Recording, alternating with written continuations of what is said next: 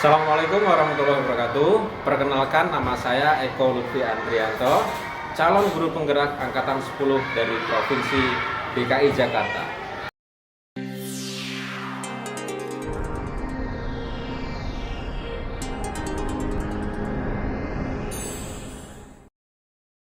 Pada kesempatan ini, saya akan memaparkan koneksi antar materi modul 2.1 tentang pembelajaran berdiferensiasi. Apa itu pembelajaran berdiferensiasi? Pembelajaran berdiferensiasi adalah usaha guru dalam menyesuaikan proses pembelajaran di kelas untuk memenuhi kebutuhan belajar individu murid. Artinya, pembelajaran berdiferensiasi adalah pembelajaran yang mendukung semua murid di dalam kelas kita. Maksudnya apa ya? Kita harus mengingat bahwa setiap anak adalah unik. Mereka punya kelebihan dan kekurangannya masing-masing. Begitu pula dengan minat, gaya belajar, kebiasaan, pola pikir, kemampuan literasi, dan lain-lainnya. Pasti berbeda bukan? Nah, disinilah diperlukan usaha guru untuk memenuhi kebutuhan belajar murid yang berbeda-beda agar mereka merasa nyaman saat belajar di dalam kelas dan tentunya tujuan pembelajaran dapat tercapai. Lalu bagaimana ya caranya agar guru bisa dapat melakukan pembelajaran berdiferensiasi di dalam kelas? Agar guru dapat melakukan pembelajaran berdiferensiasi di dalam kelas, guru harus memahami tujuan pembelajaran terlebih dahulu.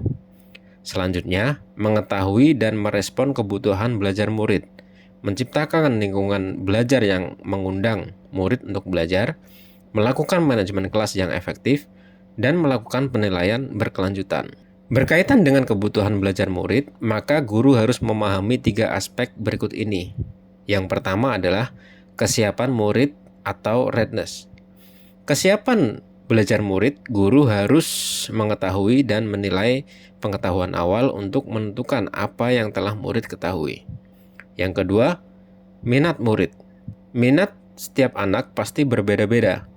Minat adalah salah satu motivator bagi murid untuk terlibat aktif dalam proses pembelajaran.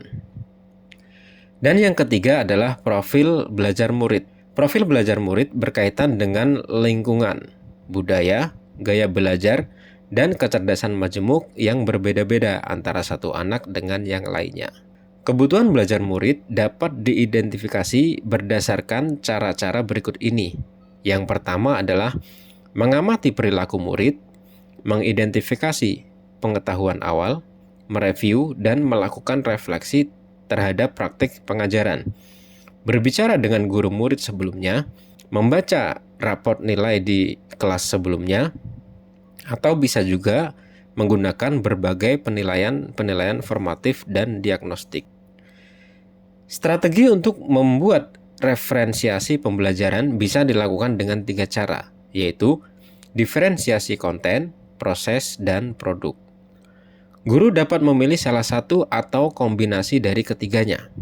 Diferensiasi konten berkaitan dengan apa yang kita ajarkan seperti materi konsep atau keterampilan yang perlu dipelajari berdasarkan kurikulum. Diferensiasi konten bisa dilakukan dengan membedakan pengorganisasian atau format penyampaian, bukan mengubah atau menurunkan standar kurikulum. Diferensiasi proses berupa kegiatan yang memungkinkan murid berlatih atau memahami atau memaknai konten dengan cara membedakan proses yang harus dijalani oleh murid.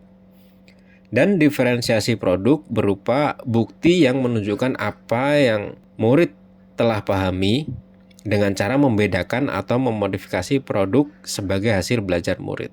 Hasil latihan penerapan dan pengembangan apa yang telah dipelajari. Lalu, adakah keterkaitan antara modul pembelajaran berdiferensiasi dengan modul-modul lainnya? Jawabannya tentu saja ada. Untuk dapat melakukan pembelajaran berdiferensiasi, maka guru harus berusaha memenuhi kebutuhan belajar anak sesuai dengan kodrat alam dan kodrat zaman berdasarkan filosofi Ki Hajar Dewantara. Dalam melakukan pembelajaran berdiferensiasi, seorang guru penggerak harus berpihak pada murid, reflektif, mandiri, kolaboratif, dan juga inovatif untuk dapat menciptakan pembelajaran berdiferensiasi agar dapat memenuhi kebutuhan murid. Dengan demikian, seorang guru penggerak dapat mewujudkan kepemimpinan murid dengan menuntun murid merdeka belajar. Hal ini sesuai dengan nilai dan peran guru penggerak. Selanjutnya, pembelajaran berdiferensiasi pun dapat menjadi salah satu strategi untuk mewujudkan visi guru penggerak, yaitu berpihak pada murid. Dan dalam pelaksanaan pembelajaran berdiferensiasi, antara guru dan murid harus ada kesepakatan kelas terlebih dahulu, agar proses pembelajaran dapat berjalan dengan baik sesuai dengan nilai-nilai budaya positif. Semoga bermanfaat dan salam guru penggerak. Wassalamualaikum warahmatullahi wabarakatuh.